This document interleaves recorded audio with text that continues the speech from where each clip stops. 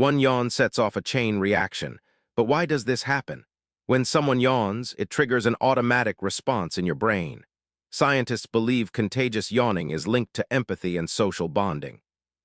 Mirror neurons in your brain fire when you see someone yawn, making you copy the action. It's a subconscious way humans connect. Even animals like dogs and chimps do it.